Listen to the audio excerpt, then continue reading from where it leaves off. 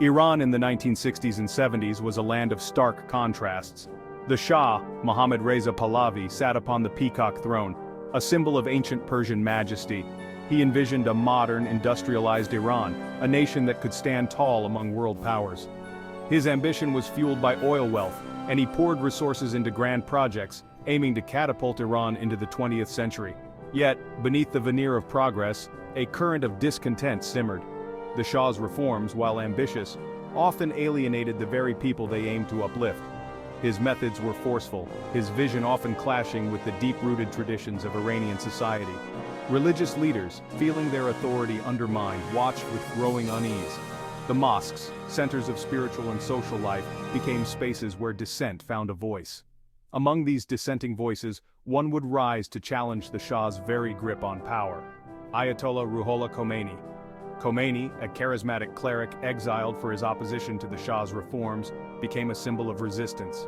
From his exile in Iraq, his words, sharp and uncompromising, found their way back to Iran.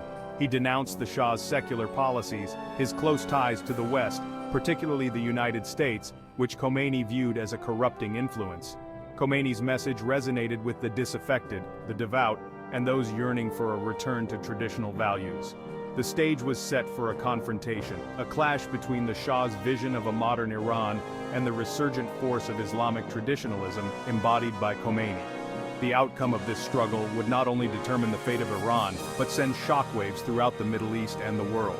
The coming revolution, already brewing beneath the surface, would soon erupt, forever changing the course of Iranian history. The Shah's modernization project, known as the White Revolution, was a sweeping attempt to reshape Iranian society. Land reform aimed to break the power of the landed elite and redistribute wealth to the peasantry. Industries were nationalized and foreign investment was actively sought to kickstart economic growth. Education and literacy programs were expanded, particularly for women, a move that challenged traditional norms. On the surface, Iran seemed to be making remarkable progress. Cities grew, universities flourished, and a new middle class began to emerge. However, the rapid pace of change created social dislocations and economic inequalities. Traditional ways of life were disrupted, and many felt left behind in the rush towards modernity. The gap between the rich and poor widened, fueling resentment and a sense of injustice. The Shah's authoritarian methods further exacerbated tensions. His secret police, the Savak, became notorious for its brutality, silencing any form of dissent. Political opposition was ruthlessly suppressed, and freedom of speech was severely curtailed. The Shah's regime, while outwardly modernizing, became increasingly repressive, alienating many who might have otherwise supported his vision. Moreover, the Shah's close ties to the United States, seen as a symbol of Western imperialism, further inflamed nationalist sentiments. The presence of American advisors and military personnel in Iran fueled accusations that the Shah was a puppet of foreign powers. Khomeini, from his exile, skillfully exploited these sentiments, portraying the Shah as a traitor to Islam and Iranian sovereignty. The seeds of revolution sown by the Shah's own policies and his repressive tactics were taking root. In the quiet corners of Iranian society, away from the Shah's watchful eyes, opposition to his rule began to find its voice.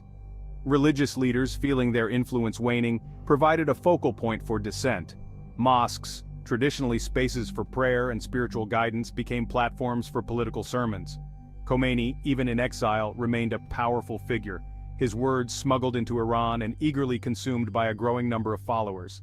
The cassette tape, a simple yet revolutionary technology, became a potent weapon in Khomeini's arsenal. His fiery speeches, denouncing the Shah's regime and calling for an Islamic republic, were recorded and distributed throughout Iran. These cassettes, passed from hand to hand, spread Khomeini's message far and wide, bypassing the Shah's censorship and reaching deep into the heart of Iranian society. Khomeini's message resonated particularly strongly with the urban poor and the traditional merchant class, known as the Bazaris. These groups, often overlooked by the Shah's modernization drive, found their values and aspirations reflected in Khomeini's vision of an Islamic state. The Bazaris, with their extensive networks and influence, played a crucial role in financing and organizing the growing opposition movement.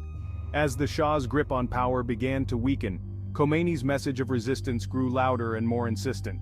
He called for the overthrow of the monarchy and the establishment of an Islamic republic, a state governed by Islamic law and principles. His words, fueled by religious fervor and nationalist sentiment, ignited the imagination of millions of Iranians, setting the stage for a revolution that would shake the foundations of the nation. Section 4. The revolution ignites from streets to seizure of power. By 1978, Iran was a tinderbox waiting to ignite. Years of simmering resentment fueled by economic inequality, political repression, and Khomeini's fiery rhetoric finally boiled over.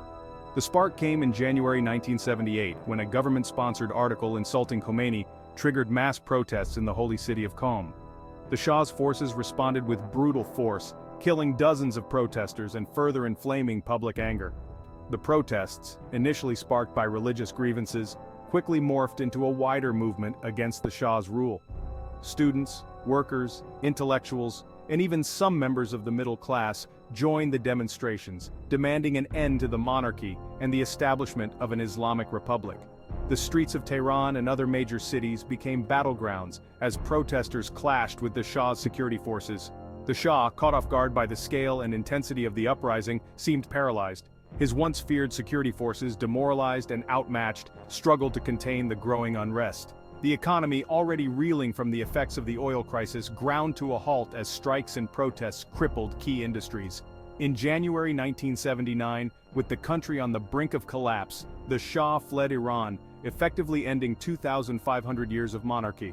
Khomeini, returning from exile to a hero's welcome, assumed leadership of the revolution. The Islamic Republic of Iran was proclaimed, ushering in a new era in Iranian history. The revolution, once a distant dream, had become a reality. Section 5.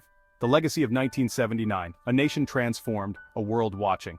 The Iranian Revolution of 1979 was a watershed moment in the history of the Middle East and the world. It marked the first successful Islamic revolution in the modern era, inspiring similar movements across the Muslim world. The revolution transformed Iran from a pro-Western monarchy into an Islamic republic, a theocracy governed by Islamic law and principles. The revolution had far-reaching consequences both domestically and internationally. Domestically, it led to the establishment of a new political and social order based on Islamic values. The role of religion in public life was greatly expanded, and Islamic law was implemented in many areas, including the legal system and education. Women, who had enjoyed greater freedoms under the Shah, faced new restrictions on their dress and social roles. Internationally, the revolution sent shockwaves throughout the world. The United States, once a close ally of the Shah, was now seen as an enemy by the new Islamic Republic. The hostage crisis at the U.S. Embassy in Tehran, where 52 American diplomats and citizens were held captive for 444 days, further strained relations between the two countries. The revolution also emboldened Islamic movements across the Middle East, challenging the existing political order and raising concerns about regional stability. The legacy of the 1979 Iranian Revolution remains complex and contested. It was a revolution that promised freedom and justice, but also ushered in an era of authoritarianism and repression. It was a revolution that sought to restore Islamic values, but also triggered a backlash against religious rule. The revolution continues to shape Iran's place in the world, its relationship with the West, and the aspirations of its people.